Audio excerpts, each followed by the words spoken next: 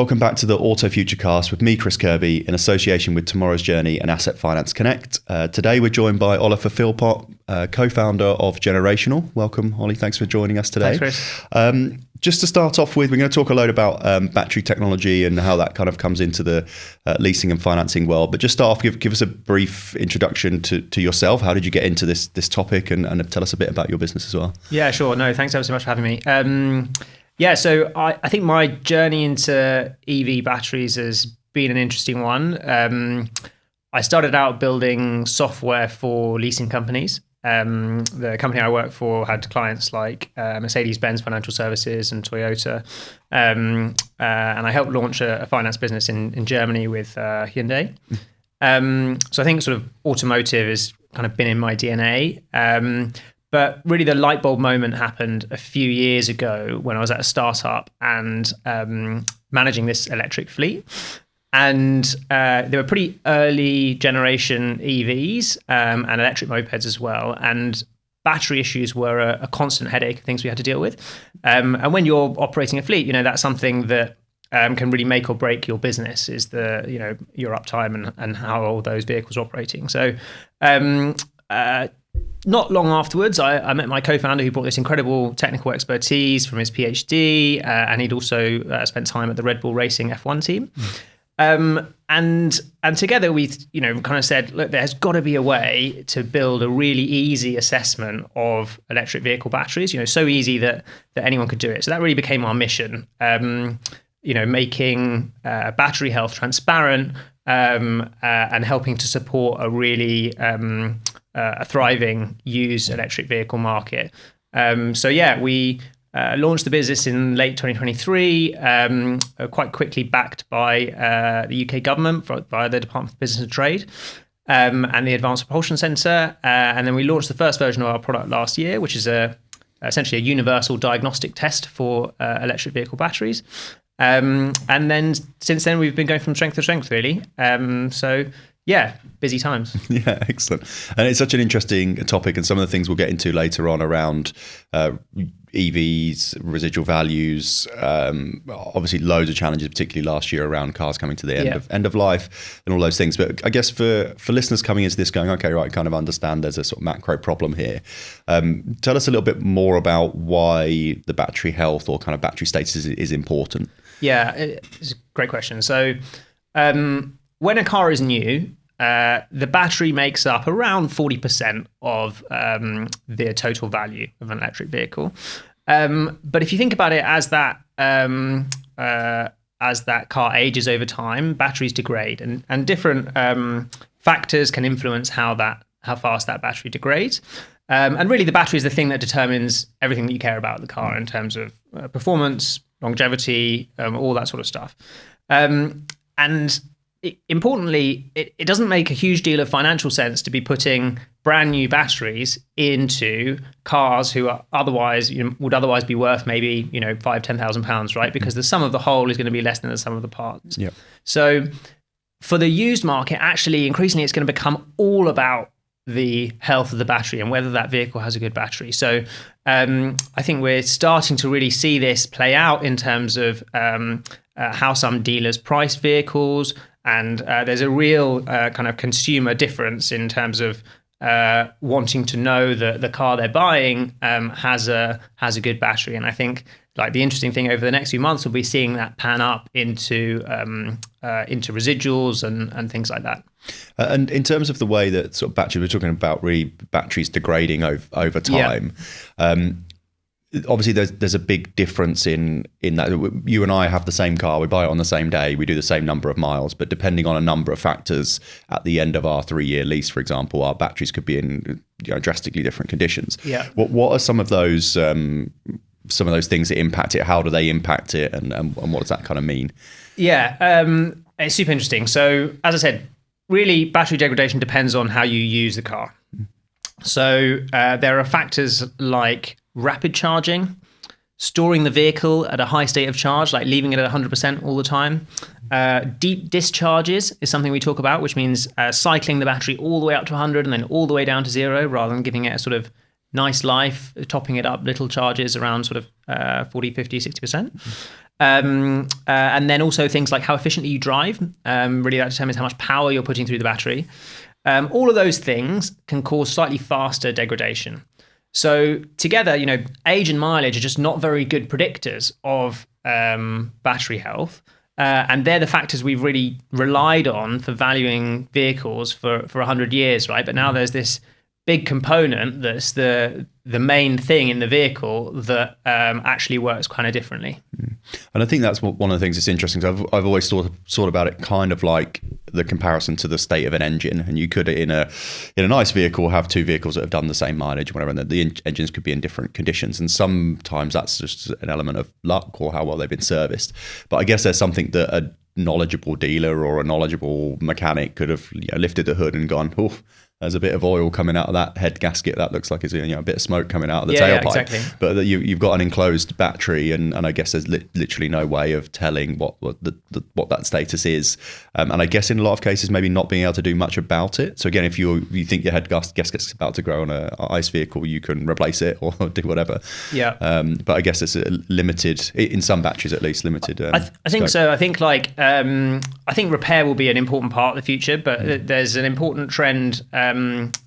Real pressure coming to get battery costs down amongst manufacturers, and an important trend to be aware of is something called cell to pack, which means that battery packs are becoming less modular, essentially, which means it's harder to swap out parts. If you have one cell that has an issue or things like that, that pressure to bring costs down mean that people are essentially just bringing one big pack, which means that actually it really is much less cost effective to repair, and it becomes all about that kind of overall health of the pack, determining a lot more about the vehicle. So I think interesting how that will pan out over the next few years, but definitely a trend worth knowing about. Yeah, interesting. And then I guess then thinking that into the kind of finance and leasing world, and we talking a bit off air or before this about kind of prediction of residual values and also valuing vehicles and all those kind of things, very much all been an age and mileage thing. And okay, we both had the stat in our head about the age being the big factor to the appreciation of a classic kind of ICE vehicle. But you said you're starting to see this sort of impacting a bit into the market about how used vehicles are priced. So tell us a bit about that, and also how your technology comes into play with that. Yeah, sure. So I think connecting battery health to residuals is is the $100 million question, right? But I think there's probably a couple of ways that this will pan out in the market even before we get to that. So one is there's a lot of finance companies right now with lots of EVs on their book, and actually not knowing what the quality of those batteries are that they have a level of risk exposure to. And I think that, as someone running a sort of a risk book, either, even HPs or leases would keep me up awake at night a little bit. And we're starting to see the first companies in the same way that they would require, they wouldn't finance a car without knowing the mileage. Yep. Say, actually, we want to know before we finance this asset, is the battery any good or not, right? So I think that will probably happen, sooner. And then also, I was speaking to a finance company about 2 weeks ago who have just stopped funding one particular model of vehicle because they were having battery issues on that vehicle, right? Okay. And I think, again, that's something where diagnostics is fundamental, because in my view, we don't want to be having a market where certain makes and model of car are unfinanceable, right? Because finance is a super important part of many people's making transport affordable to a lot of people, right? And so if there are certain funders that say, well, we don't finance that car, and that becomes prevalent on different makes and model in the market, and not taking a data-driven view on it, then I think we may have a problem. Then you start to get to the conversation about, right, how is the battery tied to the value of the vehicle? And I think, as I say, that's starting to happen now. So we have dealers, for example, at both ends of the spectrum. One who said, look, if you've got all these, for example, Renault Zoes in stock, and one's got a better battery than the others, they'll put a few £100 more on it, right? And I would, if I was buying a used car and I knew that one had a better battery, I'd be more than happy to pay 500 quid or more. Our research suggests it's much more than that for a good battery, right? And equally, there's one dealer we had as a customer recently who took a vehicle on part exchange, and that vehicle had about 44% state of health on the battery, which is pretty low, and that's unusual. That's very unusual, right? But that vehicle is harder to sell, right? There is a market for that. It can only do 30, 35 miles, but the use case for that vehicle is quite small. Clearly there is this relationship. I think, over the coming months, watch this space as, the valuation companies are starting to think about how they include this. And as there's more data, I think it will only become more prevalent. Yeah, interesting. And I think one of the things I want to get into, but I'm just going to kind of stick with that point for a second. I'm really interested in how the predicted values and the values happen kind of up and downstream, because I think that's going to be really fascinating to see how that plays. Because the point you made about not funding a vehicle, both of our experiences, I guess, working in that space on the other side of the fence, is that the risk guys they're meant to be risk averse, but it can be a case of, right, we're not doing it. We had a situation, we were funding Range Rovers, and we had one that was, used for crime. And the risk guy was like, right, we're not funding any more Range Rovers. Hang on a minute, it's one thing. So I think that there's some of that's super interesting. But I just wanted to, you were talking about the dealers and using your technology. I'm interested to find out a little bit more about what actually is the technology. How does it work? I know you've been working a lot with dealers, probably more so in this stage, but just tell us a bit about how it works. If I'm a dealer and I want to use the technology, what's the setup? Sure. I mean, so dealer, any business dealing really in used electric vehicles, one we work with. What our technology involves is a little diagnostic unit that you plug into the OBD port of the car. It's normally by the pedals. And then we have an app on your phone or tablet where you essentially choose the make and model of the car and click to run the test. And we essentially interrogate the battery system of that vehicle and produce a certificate with all of the key information you would need to know about that vehicle. So the OEM state of health of the battery, which is the number you would need to check if you want to check whether that battery is essentially in warranty or not. Right. Yep. The warranty details of the car, the real range of that vehicle under different scenarios, and essentially that is information that consumers, dealers, any trade business, or increasingly finance companies, is fundamental for them to make decisions about that vehicle. So that's how it works. We really try to make it super easy so anyone can do it. Even my mum. Nice. Yeah, it's always a good mum test. My mum's got an EV. I should get one or give it a go. But I think they definitely can see that operating, a relatively quick thing, I guess, to do on the forecourt. Do you guys have trouble keeping up? Do you have to map each vehicle, or some of the vehicle systems different? Is that a bit of a challenge in your team? Just a bit had some experience with this type that's the tough thing about what we do, right? Is that you can't just get ChatGPT to build this for you. Every make and model of vehicle has a different battery system, and so our engineering team work diligently and also travel up and down the country testing vehicles to add the kind of support for those platforms to our solution. So that's a big effort. But we're now at pretty much there's always new makes and models being released in the market, right? And I think in the UK it's maybe 20 or so a year, but in hopefully not too long we'll be pretty much there in terms of well into above the 90s of market share coverage. Yeah, great. And do you find that with the dealers that you're working with, how are consumers coming to understand this? Because I get in my head, I keep thinking about like the energy ratings for houses and then for products and all those kind of things. Is it a thing that when dealers do dealers use it with customers, and is it a thing customers are coming to understand and even kind of want? Yeah, so I think we've got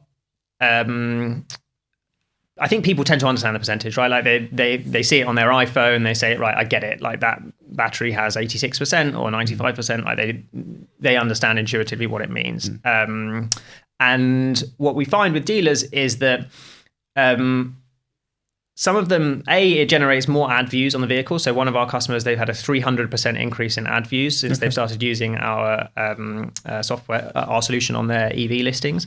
But also, I think it creates this really powerful moment when you're selling a car on the forecourt, right? It's like you actually turn the uncertainty out of the battery into a point you can lead with, into something that it creates this moment where you can kind of sell with transparency, plant your flag for transparency, and say to a customer, look, well, yes, this vehicle has got a great battery. You have no idea what that other vehicle you're considering down the road is. And actually, we have dealers, independent and franchise, that are closing sales and selling more quickly because of our solution. So, I think obviously that's downstream, and the process that's happening right now is those more desirable vehicles obviously affecting the price and the demand further upstream through auctions and vehicles coming off lease. So and you can kind of see, in a way, I've kind of put myself in the consumer shoes, I suppose. If you're buying a used EV, possibly might not be a thing that you would consider the battery health to start with, but I guess as soon as you do, there is an answer to it. So it might be one of those, the dealer's almost giving the answer to a question they weren't asked, but in doing so gives a load of clarity and confidence. And over time, it'll be the kind of thing like an MOT, like all the things that you just get kind of ingrained from when you buy your first car, the things you should ask for. Can I see the service history and the MOT certificate? There's some research that came out of Cox Automotive recently that actually said that 70% of consumers want more detailed information on battery health and warranties. So, I think a lot of dealers are getting this question and having to dodge it. And I think helping them lead with it as a good information point just increases the value of that vehicle. I mean, transparency is fundamental to the good operation of almost any market in any asset class, right? Like you need to know what you're buying, and I think this is just an obvious area to apply that. Yeah, definitely, and I think that's almost in a way, it's another reason. I mean, I'm a huge EV advocate, as I have been across podcasts that we've done in the past, because I have one, and not particularly for any environmental or anything. I just think they're better, like in so many ways. And as an owner, I would never consider switching back. It's such a nicer experience all round. And this is another example of where that's actually better than an ICE vehicle, because I guess if you're going to buy a 3-year-old ICE vehicle, like say, you can go under the hood and you go, I'll take my dad with me who knows a bit about engine. I mean, they're all covered under plastic casing now, but you poke around and you go, rev the engine. Look, sounds all right. Yeah, that's great. But actually, this is a way of being able to go, right, I know there has been some degradation, but I know that it is exactly this, and this is where it is, and this is the anything that I should consider. It gives a huge amount of transparency that just people never had from buying used cars, I guess. Yeah, that's a really good point. I've never actually thought about that. And the other thing is, you actually, if you're sad like me, you kind of take an element of ownership in looking after it, right? Like I only charge my car to 100% when I really need to, I try and avoid rapid charging it where I can, even though it's super convenient. I actually do look after it, right? And I drive efficiently. I have it on eco mode, and my car's batteries do really well. It's a kind of little. You have to. Those part of course. You can't turn out to sell your car and just go, sorry, I absolutely wrecked this battery. Yeah, you're probably right. But it is interesting then, kind of bringing back to the leasing point then, because it's also one of the things that's been in my mind a lot, is that when typically we know, particularly with new cars, big shift to financing of vehicles. Numbers are in the 90s plus across business and retail. Even more so, I think, on EV, the example that anyone listening to this podcast would have heard a million times. My mum has transferred in her move to an EV, has transferred from owning a vehicle to having a PCP to now having a lease on her second EV. So we're kind of seeing that more and more. And there could be maybe an element of people saying, well, it's not my car. Like, I don't have to sell it as the used car, right? So, and I do think that when I charge my car up to 100% overnight, I think, well, I probably shouldn't be doing this, but I'd rather just have 100%. And definitely. So is that a challenge that you're seeing? Is that something that things like finance companies and leasing companies are thinking about the consumer behavior when they're in effectively their car. Yeah. And sorry, Alex at Dravalia, who has got my car, I promise I'll charge it better. So when I was thinking about starting the business, like I was trying to do all this consumer research, right? And one of the things I did was like lurking in all the owner forums of like, I don't know, Jaguar I-Paces and Audi e-trons and stuff like that. And like the one thing that I'd see a lot was people saying, oh, you know, it's a lease car, so I drive it like I stole it, right? And also it's electric car, it's fun, right? Like it has fast acceleration. So I think there is this misalignment in incentives, and particularly as like, you know, at the moment, the battery is not part of the kind of the fair wear and tear guide, right? So I think there's some kind of like big things we need to get established to help align those incentives. But I think increasingly finance companies are starting to think about you know, how can we educate? Because a lot of it is actually good, just education, right? Is drivers to look after their battery better and potentially give them, you know, reward them for doing so, right? When they hand the vehicle back, and you know, I don't think it has to be punitive. And like we have a we've not launched it yet, but a connected car offering where, you know, I think the connected car will be at the center of a lot of the answers to this, right? Because it just enables you to see a lot of the vehicle usage, give personalized advice and things like that, and connect the degradation to the usage of the vehicle. And one thing we see with the users we've had signed up to our offering, which is essentially personalized advice that you get every month on how to look after your battery. There's a significant minority of people who only do short journeys, but charge their car to 100% every night. And those vehicles have faster battery degradation than others, right? So a lot of this is, you know, it's a big shift going from ICE to EV, and a lot of people just want to drive their car, right? So I think gentle reminders, personalized advice, all those things can help. You know, when you're talking about a big fleet of vehicles, actually, you know, even just moving the residual values up by like, you know, percentage point or two is a huge impact in value. So, yeah, I think a lot of it will come via education. I think finance companies are starting to think about it. Yeah. So I think it kind of brings me to the more sort of macro point about the industry really with this. So thinking about and trying to think how best we work through it. Maybe we just start at the top and work through that. But there's a bit about how we set residual value. So new car comes out of the dealership, but new lease car that my partner's getting delivered tomorrow or Thursday. It's going to come from the dealership as a lease vehicle, as an EV. It's got 100%, non-degraded battery. It's ready to go. And the lease companies have set a residual value, I guess, based on some assumptions, probably not assuming battery degradation in that at this stage. So there's a question then of like how I use it or how it's used through its life, but also how they predict the value. So is it something you think is going to come in that value prediction place where you mentioned earlier about different vehicles being more susceptible from a battery point of view? Do you think that's the thing that's going to come on the radar to start with? So what we're thinking about is a car's going to get penalized on price because the batteries degrade more. Yeah. So what I could say is, look, I mean, there's a few valuation companies out there, right, that are generally widely used in the market.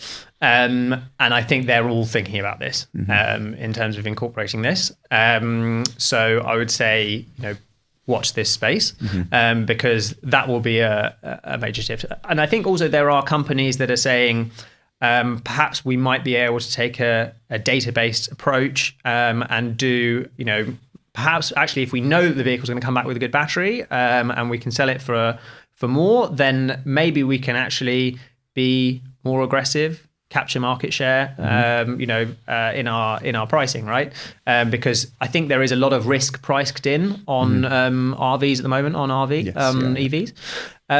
So yeah, I think watch this space. I think it's happening. Yeah. Okay. So, and I think that's definitely something that you could see it happening, but probably the data doesn't exist yet, because I guess you'd have to understand every EV that's coming off a leaseco fleet, understand what the degradation was, try and identify trends across makes and models. And I feel like whilst that might be starting to happen, probably there's not enough to influence the front line. But if there's a room for it to be factored in, it definitely feels like it could be quite a big kicker. In the same way as like reliability would have done on an ICE vehicle. You just go, oh yeah, well I know that a Land Rover is less reliable than a BMW, so I'm going to factor in a couple of percentage points less on my RV. Yeah, I think so. One of the super interesting bits of work we're doing is connecting the degradation of a battery to how that vehicle has been used to the value of that vehicle. And I think when you have those three pieces together, you can start to do some really powerful things in terms of products and services you introduce as a finance company. But being able to connect all of those things, I think, is the kind of basis for facilitating a lot of what those new products may look like in the world of EV finance. And still thinking about kind of the front end scenario, so thinking about before my car's being delivered, do you think there's a world in the future? It makes it sound like it's sci-fi. Do you think there's a world in the future where a vehicle, an EV, is going to get priced more? We talk about it a lot actually in our business about what we call them package parameters, but it's term mileage and deposit is one for a lease, but subscription slightly different, and rental and things change. But where maybe like the battery kind of usage will be factored in. So you briefly mentioned about fair wear and tear, but if I don't have home charging, so I'm always going to, and I'm relatively high mileage and I'm pretty much going to rapid charge more than 50% of the time, am I going to have to pay a premium like I would do if I was a high mileage driver today? So do you see that getting factored into being a variable option? Yeah, I think it surely has to happen, right? Because that vehicle ultimately will depreciate more. It's a question, I think there's a question as to where the leaseco wants to, whether they want to spread that across all the customers. But, naturally, I think you tend to see businesses see an opportunity to either launch a product for a particular niche or, and that makes it essentially more financially attractive. So you could say, look, if there's some conditions on the finance that you look after the vehicle in a certain way, then you can access cheaper finance, right? And that's probably the way I would see it, or I'd expect it to evolve. But I think obviously there are important considerations around how you do this, because there is generally a disparity between people who have to charge on the public network and people who have home charging. There's a lot of chat about VAT on public charging and stuff like that. So I think we need to think it through carefully. But I expect it to be, essentially, if you're depreciating the vehicle more than someone who's not, then there may be businesses who want to. You would expect there would be, right? Who want to offer a more attractive lease for people who can really look after that vehicle. Yeah, so I mean, it would kind of make it's one of those things that makes sense as we're talking about it, but feels like it could be a long way off, both in consumers getting their head around it and also kind of residual value setters in lease codes getting their head around it. But it makes total sense that if I'm doing 10,000 miles a year versus 20,000 miles a year, the 20,000 miles a year price is higher because the sale price of that vehicle with 2 years with 20,000 versus 2 years with 40 is a different price. That would be the same if we're saying that down the line the degradation is going to have a big impact on that used vehicle price, then that should roll up. But you say unless they're going to spread, but it feels like there could be a bigger jump in difference in degradation than there is in difference in mileage, if that makes sense. Could have a bigger impact. Yeah, quite possibly, because to the point I said around for a used vehicle, really it's all about the battery. It doesn't make financial sense to be putting new batteries into low value vehicles, right? So and there's some great stories out there about high, super high mileage. Like I saw one on LinkedIn the other day with a 400,000 mile Tesla, right? And there's just not that many moving parts in an electric vehicle, right? So these parts will last a long time. Mileage doesn't really matter, and it has a fraction of the impact of just age, right? Mm-hmm. So that's on battery degradation.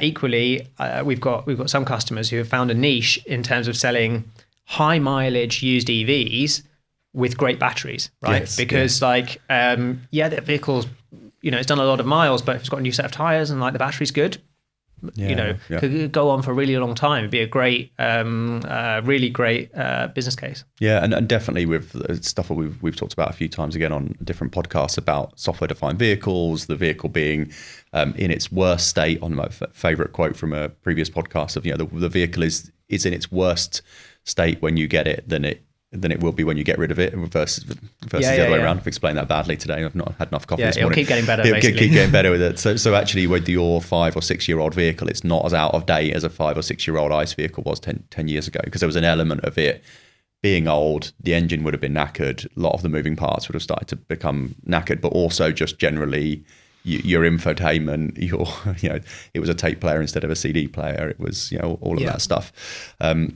Which feels like it's a bit less challenging now. So definitely thinks that's a market. I'm going to stick with because that was actually one of the things I was going to come to. But just thinking about the point of the setting some kind of parameters around degradation up front. I guess if you did apply that, it's very difficult for a customer then to know, like, I know how many miles I've done, right? Because the car's selling me. So I'm look at it all the time. And I've 15,000 miles a year on my car, and I'm looking at it going, okay, that's a bit over 1,000 miles a month, right? I'm about on track. Yeah. It's easy to do. Is there then a way where you were talking about trying to sort of encourage good behavior in drivers, but actually with some inbuilt connected, would you need inbuilt connected car communications to be able to drive that? Because I guess you'd need to be able to track the customer and tell them, yes, you are following the right pattern, the degradation is on track, that kind of thing. Is that something you think is needed, and is it possible? Can it exist? Yeah, so I think probably it's easier if we just talk about the what might be in the terms of the finance. I think it's probably easier to set some parameters on usage rather than battery degradation, right? And I think that's like you mentioned in a fleet use case, right? For example, if you're rapid charging the vehicle all the time, that might be a percentage of rapid charging, like for example, that might be in the connected car data can facilitate that very easily. So I think, and then I think on some vehicles you can do a diagnostics afterwards as well. So because some vehicles keep track of that all internally, but there's absolutely ways to do that, and that's probably how I would see it evolving, rather than saying to customers like you have X% degradation to kind of to use up over the life of your finance. It's just a little bit more, it's a bit more understandable, I think, if it's the factors you can directly impact. Yeah.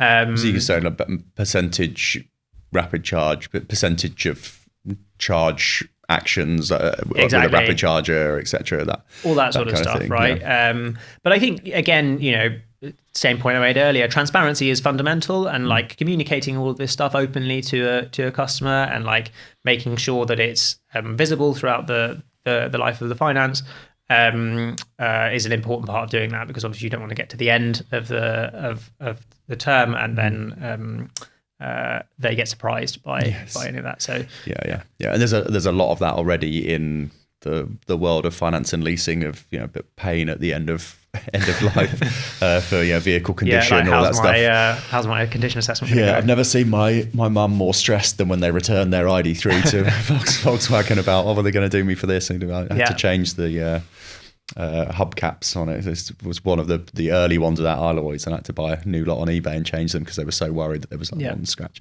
But it's the same with the mileage, right? Like if you do that there is a charge for every mile you do over the limit in your lease, right? So I think that will naturally translate to the world of electric. Yeah, and you definitely can't, and you couldn't do it without that level of visibility. I guess that was my very long-winded question around it, was saying it would make absolute sense to make some changes to the way you set your packages up front based on the way you're going to use the battery, but you can only do that if you've got a way of monitoring it during the process, because you can't expect the customer to sit with a tick box and go, hang on, I've done 15 charges this month and 4 of them were rapid charges. The lease companies would need, the finance companies would need data, and they would need to be able to put that in a sensible way back to customers. In so many ways, I think the connected car is at the center of the ownership, usership experience of electric vehicles.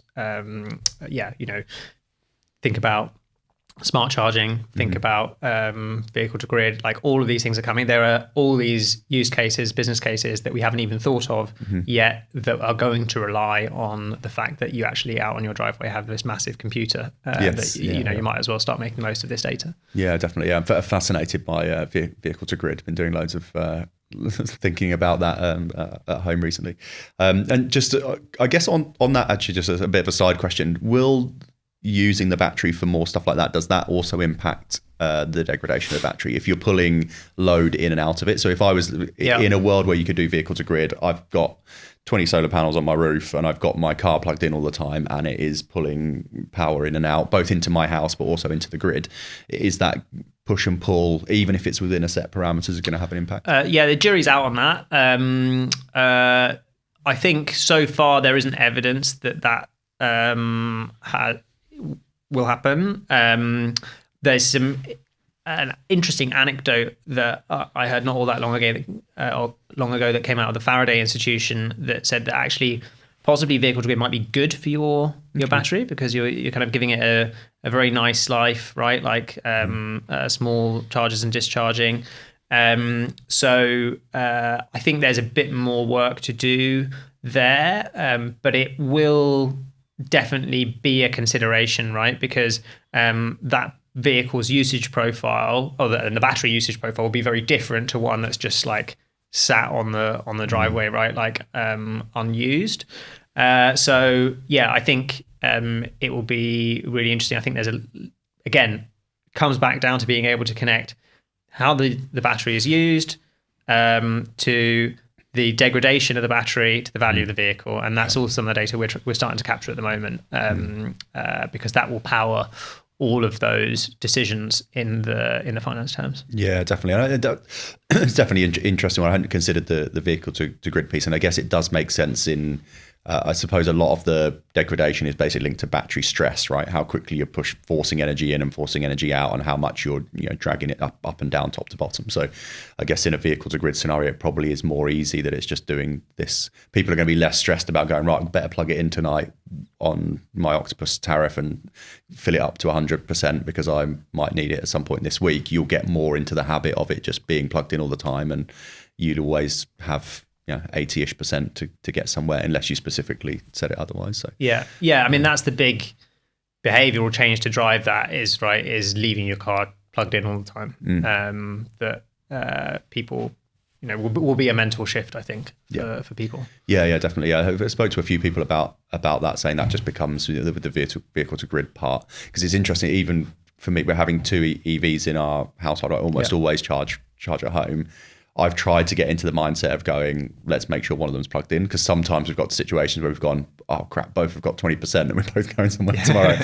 So you have to do that part. So it's a case of just going, well, if one of ours, and this is actually where it's bad, but like if one of ours is below 70-ish%, I'll just plug it in overnight, which is probably but it's getting into that habit of trying to make sure it's in, something's plugged in all the time. But at the same time, I think there's a balance to be struck, right? Like it's, you still want to just use the car and get from A to B, right? And I think with a lot of these things, it's about finding the edge cases where, for example, I mentioned there's this small percentage of drivers who like charge to 100% every night and only do short journeys, so they really don't need that that range, and helping to educate on those, right? Like, and that will significantly move the needle when you're thinking about limiting some degradation. Yeah, and I definitely think and again, it's a question of technology, and we see and talk about a lot in the automotive space. Everyone's really resistant to any kind of technology, it seems, in this industry, despite our best efforts. But this would be a real prime use case for having behavioral nudges to the customer, but it would have to be based on some data. So not just sending the customer a push notification in your leasing company app saying, don't forget to not charge to 80%, but something of just going, we've noticed that your charging patterns are here. Win yourself a free coffee by not charging to 100% this month, or whatever it is. The data needs to be linked through, but you could definitely see that if there is going to be that big link to the value at the end with degradation, that, like you say, 2 or 3 small percentage points of nudge across a 100,000 vehicle portfolio of EVs could make millions of pounds worth of Yeah, difference. exactly. Like that was actually one of the I mentioned we haven't fully launched it yet, but we've been trialing a solution for that with some users from Direct Line, and we've been able to significantly change the behavior of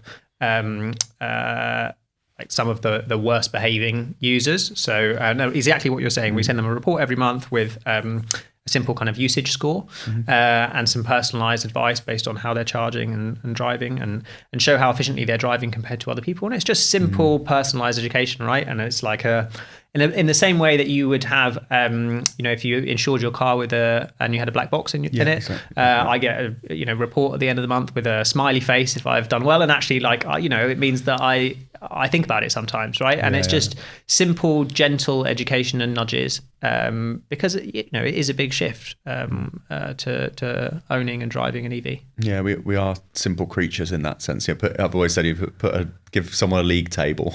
Yes, yeah, honestly, simple stuff like that. You are in the bottom half of all EV charge. What? I'm going to get to the top. Yeah, definitely interesting to see. I'm just going back to our journey of the vehicle, right? So we've had a vehicle up front. It's been priced a little bit around the reliability of the battery of that particular vehicle. So I've chosen one. It's a good price on it because the lease company knows the battery is more reliable than some. It's been priced in that I pretty much always charge from home. So I've just got a small rapid charge allowance, had the vehicle through, and at the end, so second life, and then the vehicle goes back to lease co or finance company.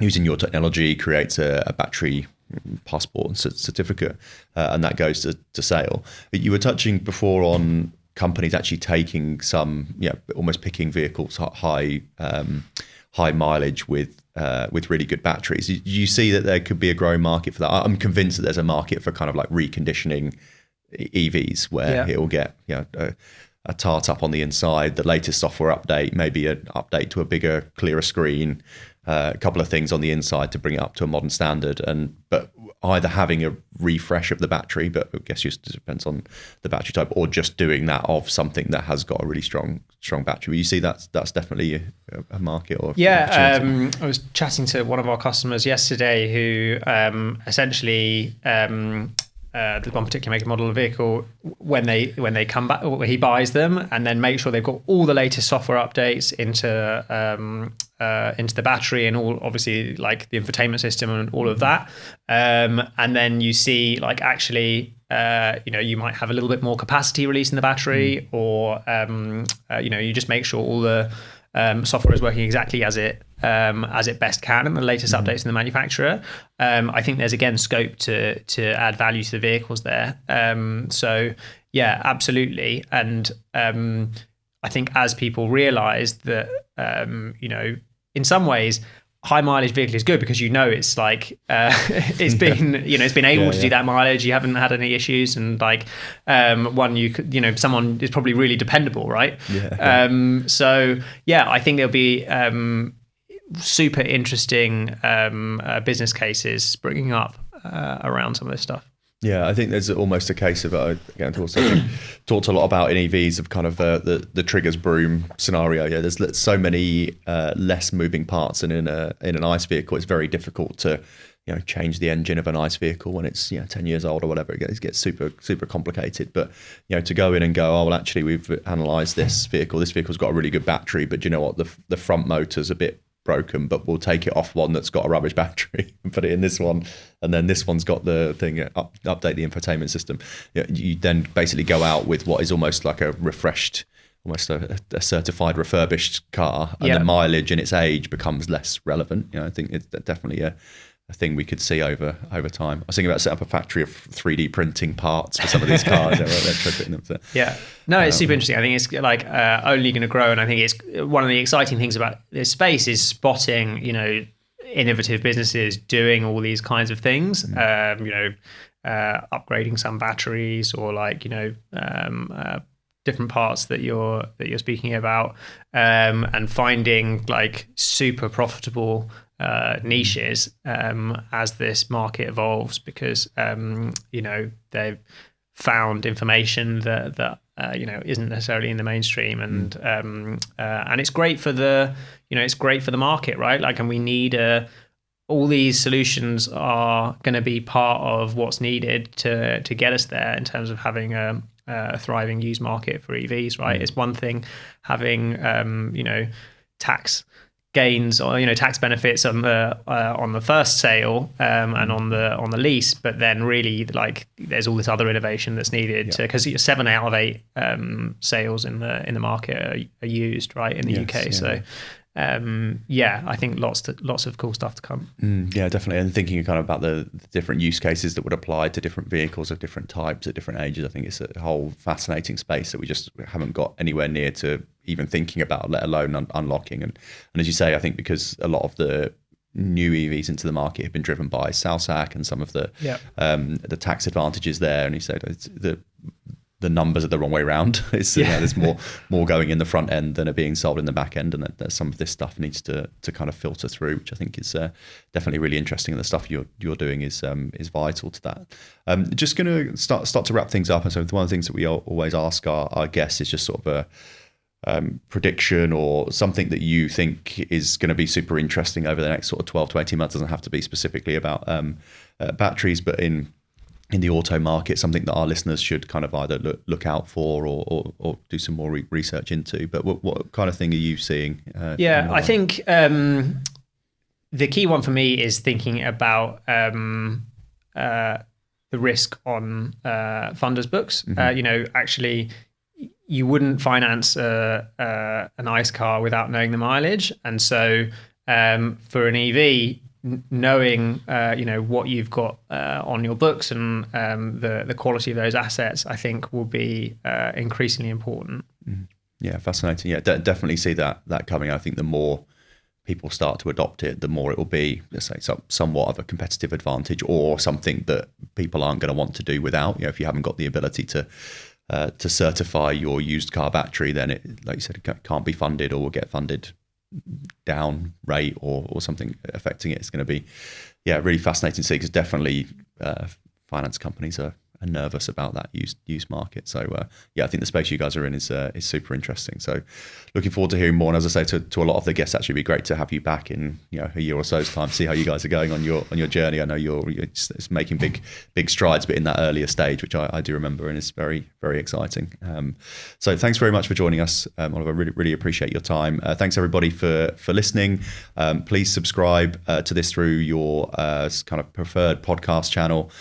You can catch this video on YouTube as well if you've not seen it, and follow our channel there. And then we look forward to having you listen again.